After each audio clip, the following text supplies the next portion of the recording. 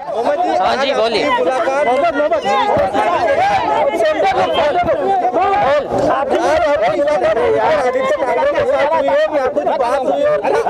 किया sir centre हम लोग रिक्वेस्ट किया है, आप स्टिल रहो यहाँ पे सेंटर में देखो सब। मेरा रिक्वेस्ट यही था कि अफगान लोगों को जान बचाने के लिए और अफगान लोगों को अफगानिस्तान से आसानी से आ सकते हैं, क्योंकि आज आपका मालूम है अफगान लोग अफगानिस्तान में वहाँ पे स्टक हो गए हैं और अटक गए हैं, और उन लोगों को वीज़ा प्रोसेस वगैरह बहुत मुश्किल से होता है। वैसे ही तो इंडियन एम्बेसी अफगानिस्तान में बंद हो चुका है, और हम लोगों को मालूम है, आप लोगों को भी मालूम है, हम लोग हिंदुस्तान को एक भैया, एक बड़ा भैया के जैसे देखते हैं। Can I speak in English? Okay. Stand straight and look in front. Sir अभी अपने प्रोटोकॉल मिनिस्टर आदित्य सिंह क्या बातचीत हुई और कैसे आपकी फैमिली जो अफगानिस्तान में उनसे कैसे बातचीत हो पाएगी? आप रिलैक्स रहिए और आराम से सामने देखिए। हिंदी में ज्यादातर हिंदी में बोले। ज्यादातर हिंदी में बोले। आश्वासन के बारे में कितने छात्र? सबसे पहले मैं धन्यवाद बोलना चाहता हूँ आदित्य जी को टाइम निकालने के लिए और हम लोग के साथ मुलाकात करने के लिए। यहाँ पे हम लोग आ गए ताकि खुद का फ्रस्ट्रेशन और एंगर दिखाने के लिए पाकिस्तान का खिलाफ है। ये जितना पॉलिटिक्स हो रहे हैं अफगानिस्तान में, पाकिस्तान इसका पीछे है, और खुद का एंगर गुस्सा दिखाने के लिए इसलिए हम लोग यहाँ पे आया। और दूसरा बात यही है कि ये बहुत अनफॉर्चुनेट ओकेजन है कि अफगानिस्तान में ओके 2 दिन पहले इंडिया का इंडिपेंडेंस था। मैं सबसे पहले इंडिया पूरा सारे हिंदुस्तान को हैप्पी इंडिपेंडेंस डे बोलना चाहता हूँ। वैसे ही तो एक्सपायर भी हो गए, 2 दिन पहले था, मगर इसी ओकेजन में बहुत अनफॉर्चुनेट ओकेजन है कि अफगानिस्तान तालिबान का कब्जा में आ चुका है।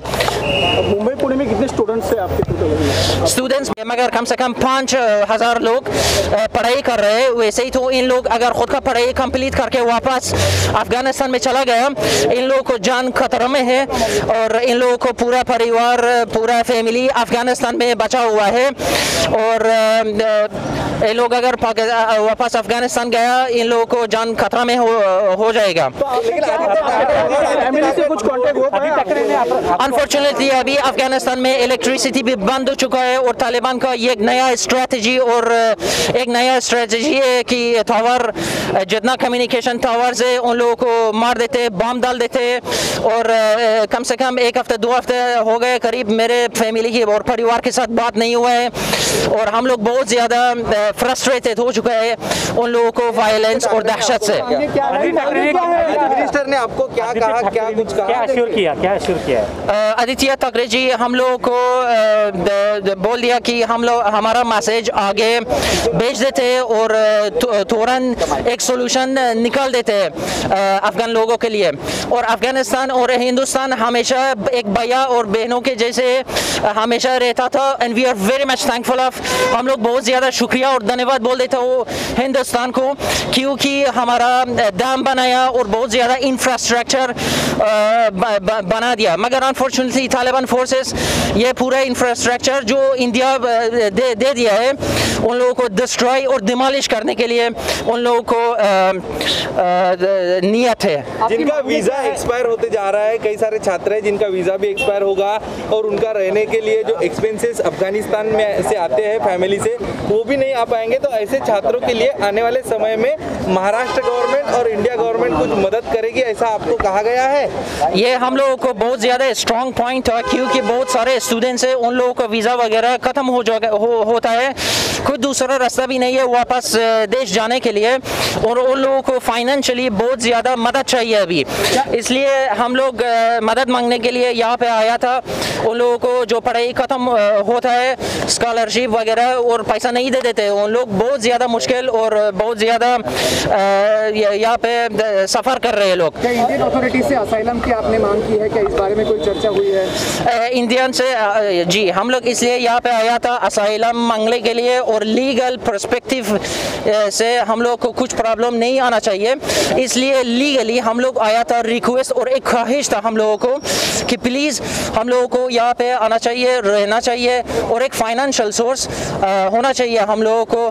कम से कम अगर कोई किसी ग्रेजुएट और पोस्ट ग्रेजुएट हो चुका है, यहाँ पे जॉब मिलना चाहिए उन लोगों को, और कम से कम 5,000 लोग यहाँ पे रहते हैं, और उन लोगों को वैसे ही फाइनेंशियली प्रॉब्लम है, उन लोगों को पढ़ाई वगैरह ख़त्म हो चुका है, उन लोग वापस नहीं देश जा सकते खुद का देश को, और उन लोगों को परिवार भी अफगानिस्तान में बंद हो चुका है, स्टक हो गए।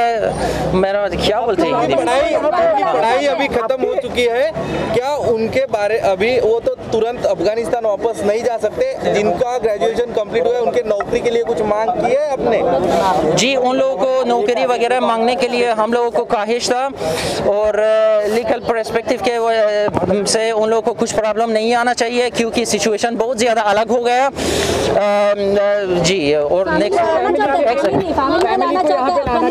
जी हाँ, मेरा फैमिली सबसे इम्पोर्टेंट है, और मैं खुद का फैमिली को तुरंत उन लोगों को आना चाहिए यहाँ पे हिंदुस्तान में। और अगर तालिबान वाले लोगों को समझ में आ गया कि मेरा फैमिली, मेरा मम्मी पापा मेरे साथ एसोसिएट है, उन लोगों को जान खतरा में जा जाता है। अहमद आपको एक सवाल है, आप लास्ट फ्लाइट से आ रहे थे, वो लास्ट फ्लाइट से आप आ रहे थे, आपने 2 दिन पहले का क्या मंजर देखा, क्या हालत थी? सामने देखिए, सामने। Excuse me. 1 month ago I completed my bachelor in the Pune University of India. Then I go back to my country to find a job in my country. But as you know, this situation came in Afghanistan, and Afghanistan now under control of Taliban. I wanted to come with my family in some country, but unfortunately all embassies in Afghanistan are closed, and no country gave my family visa, and all border of Afghanistan also closed, and Taliban doesn't allow no one to go out. Just I had the valid visa of India. I came in the last flight in India, and my family is remaining in the Kabul province, and now all Afghan students in India and all of people is worried about his family in Afghanistan. We request from India government to doesn't get along the Afghan people in this situation, and we request to provide the visa facility for Afghan people who want to leave Afghanistan, because the life of some Afghan people in danger in Afghanistan. Thank you. अच्छा, visa facility जो है अफगानिस्तान में और जितना general consulate था वो बंद हो चुका है। हम लोगों को ख्वाहिश और रिक्वेस्ट हिंदुस्तान से यही है कि आसानी से उन लोगों को हिंदुस्तान आ सके और ख़ुद का जान कम से कम बचा सकते हैं। और हम लोग यही शेयर करने वाला है, पाकिस्तान का खिलाफ है। ये वैसे ही पॉलिटिक्स जो आप लोग चल रहे हैं ये बहुत गलत है, हम लोग कबूल नहीं कर रहे कभी भी कहीं भी। Dear media, what you say in news in Afghanistan, what situation चालू है, that is not all about Afghanistan, because Taliban doesn't allow the media and that place that under the control of Taliban. और ये हमें ये बोलने वाला था कि अगर ground loss हो चुका है, if the Afghan soldiers they have lost their ground, still we are alive and we didn't lose our ground, our fight is still going on. मगर लड़की लोगों को बहुत सारे प्रॉब्लम है, लेडीज लोगों को वापस नहीं जा सकते, उन लोगों को बहुत सारे रेस्ट्रिक्शंस है, और यही मांगना चाहते हैं हम लोग हिंदुस्तान से, ताकि उन लोग आसानी से आ सकते हैं। Thank you. अफ़गान के कुछ स्टूडेंट्स जो है वो पुणे यूनिवर्सिटी में BMCC कॉलेज और मॉडर्न कॉलेज में पढ़ रहे हैं।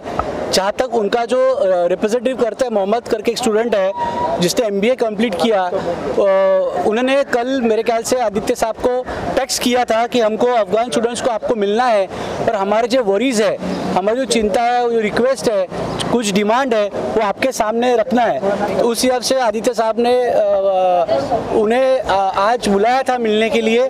सो पुणे से 11 स्टूडेंट्स आए थे, जिसमें से 4 वुमेन स्टूडेंट्स थे। उनकी मेजर 3-4 इम्पोर्टेंट डिमांड्स थे, रिक्वेस्ट थी। एक कि काफ़ी स्टूडेंट्स के वीज़ा एक्सपायर्ड हो रहे हैं, वो एक था, उनको वीज़ा एक्सटेंशन चाहिए था। दूसरा, उनका परिवार से, फैमिली से अभी संपर्क टूट चुका है और उनको जो अभी परसीव कर रहे हैं डिग्री, और जिनका डिग्री कंप्लीट होकर उनको हायर एजुकेशन परसीव करना है, उनको जो फाइनेंशियल चैलेंजेस अभी फेस हो रहे हैं, तो उन्होंने उसके लिए स्कॉलरशिप की एक रिक्वेस्ट की है। और थर्ड जो है वो उनको जो फैमिली उनका जो उनको वहाँ से यहाँ पे लाना है, माइग्रेट करना है, उसके बारे में उन्होंने रिक्वेस्ट की है। जो वीज़ा और फैमिली माइग्रेशन का है, आदित्य साहब ने उनको बोला है कि हम केंद्र सेंट्रल गवर्नमेंट से आपका जो डिमांड रिक्वेस्ट है हम एक्सचेंज करेंगे और उसका फॉलोअप करेंगे। जहाँ तक सिक्योरिटी का जो ताल्लुक है, सिक्योरिटी के लिए साहब ने उनको आश्वासित किया है कि आप अश्योर्ड रहो, महाविकास आघाड़ी, महाराष्ट्र सरकार, यहाँ की पुलिस यंत्रणा, लॉ, आपका पूरा सिक्योरिटी का हम आपके ओर से हम आपको आश्वासित करते हैं। और दूसरा, स्कॉलरशिप के बारे में भी साहब ने जहाँ तक बोला है कि जो अगर कॉलेज और यूनिवर्सिटी आपको फीस के लिए डिमांड कर रहा होगा तो हम भी उनको लेखी इसमें हम बताएंगे। महिला विद्यार्थियों ने उनका जो बेसिकली जो कंसर्न्स था उन्होंने रखा कि जो तालिबान का रवैया है वुमेन के प्रति, वो उन्होंने उनके सामने रखा। और मेरे ख्याल से बहुत ही सेंसिटिव डिस्कशन भी हुआ, उनके जो भावनाएं उन्होंने प्रकट की। लेकिन आदित्य साहब ने उनको आश्वासित किया है कि महाराष्ट्र शासन, भारत सरकार आपके साथ है, आपकी सिक्योरिटी के लिए हम तत्पर है और आपके जो भी जितना हो सके हम आपको मदत करेंगे। नाही, बरेच ते तणावाखाली होते आणि तशी परिस्थिती पण आहे। म्हणजे एका विद्यार्थ्याला अश्रू अनावर झाले नाहीत। तो अहमद म्हणून विद्यार्थी होता, तो परवाच आला होता शेवटच्या फ्लाईटमध्ये। तर त्यांच्या अनेक चिंता त्यांना दिसून आलेल्या आहेत। त्यांच्या विद्यार्थिनींनी त्यांच्या व्यथा मांडलेल्या आहेत की तिथे ज्या महिला होत्या, तर त्यांचं म्हणणं असं होतं की आम्ही महिला आहेत, तर आमच्या घरी एन्क्वायरीज गेलेत, तर आम्हाला कसं होणार, मग आमचं इकडे विजा एक्सपायर्ड होत आहे, अशा अनेक व्यथा त्यांनी आदित्य साहेबांकडे मांडल्या। आणि तशामध्ये मला असं वाटतं एक आणखी एक विषय होता की तालिबानचा काय नियम आहे की महिलांसोबत एक पुरुष बाहेर जायला हवा, असं काही ते म्हणत होत्या।